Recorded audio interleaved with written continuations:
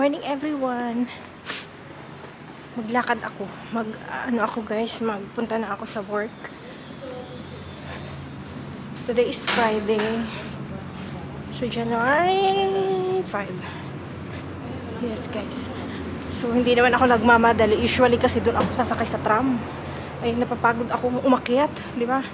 Nakikita niyo na sa mga vlog ko na lagi akong umakyat everyday doon. Tapos is there. Nagtatakbo ako guys. Bait-bait din mo siya. Tinagilan niya ako kahit hindi sa bus stop. I'm supposed to be pa ako sasakay sa isang station. Tinigilan niya na ako. Kata niya kasi tumatakbo ako. Dito na ako sa work guys. Ayan. Lagi kong bit-bit. Hindi ako nakapag-vlog. Mag-vlog sana ako dun sa ipakita ko sa inyo yung market dito.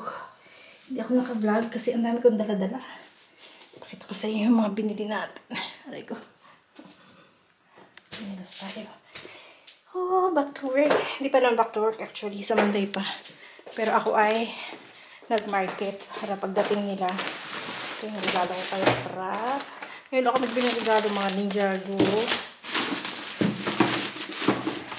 Meron kami ping-pong para pag summer ay maglaro kami. Parean kay Matmat.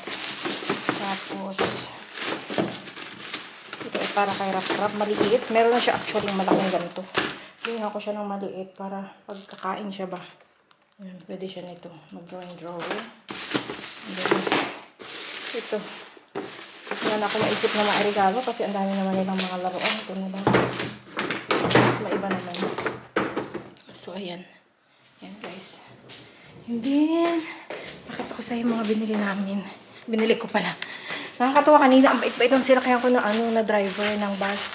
Nakita niya na nagtatatakbo ako. Ay kung habulin ko doon sa bus stop, hindi ako aabot. Alam mo bang inano niya ako? Hinintuan niya ako. Kaya tula sa bus stop. I have broccoli. Ayan. Meron akong saging. Buwilan ko na sila ng saging. Ayan. Tapos, meron akong project. Ito yung zucchini. Para itong anong tawag dito? Patola dito.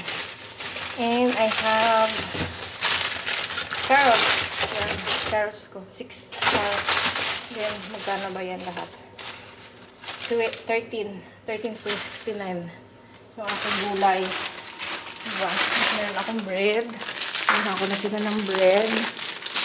Para, alam mo yung little things ba na gagawin mo sa mga boss mo. Ay matutuwa sila. Kasi bukas, darating sila. May mga pagkain na sila. Hindi na sila pupunta sa supermarket. So, kahit hindi ko ito trabaho, ginagawa ko para, diba? Para, wala naman ako gagawin today. Binahan ako na sirapan ng kanyang favorite niya, Madlin. Para matuwa siya sa iyo ba? Yung mga maliliit na bagay na kaya naman natin gawin. So, mag-volunteer na tayo na gawin, di ba? Matutuwa ang mga boss kapag ganyan tayo. So, may yung yogurt syrup wrap. And this is how much? 14.19. So, I'll keep the ano. Yan. Kasi ano naman guys, anytime pwede kasi ako mag-market. Dahil yung ATM nilang mag-asawa ay nasa akin. So, linisin natin ng kaunti itong ref. And then, yan. Luckily, bumili ko ng ano. Yan. And then, yan. Tapos, meron ako mga meat dito.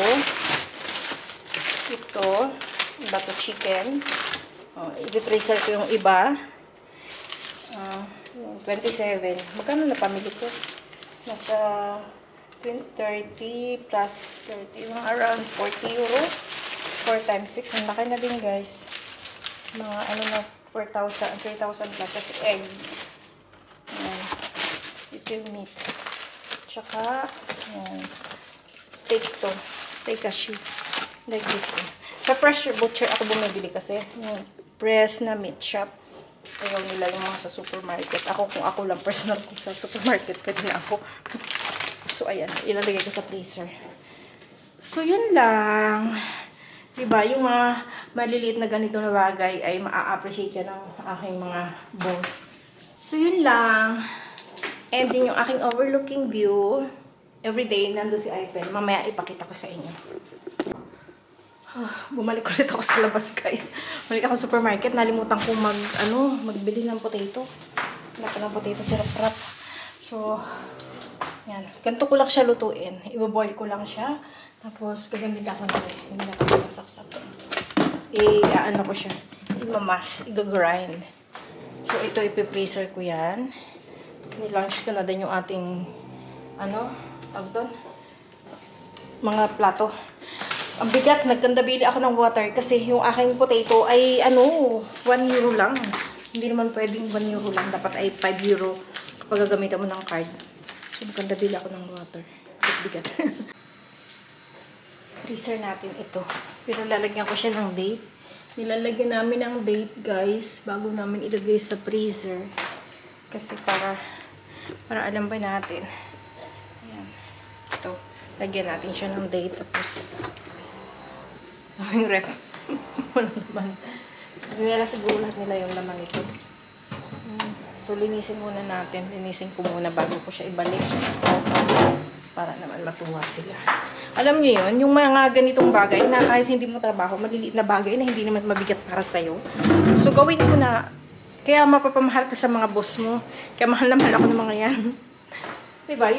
Yung alam niyo yun, yung mga maliliit na bagay, huwag na natin ipagmaisip, diba? Kasi mayroong iba na, hindi ko naman yan trabaho, hindi ko na yan gagawin. Ako kasi hindi.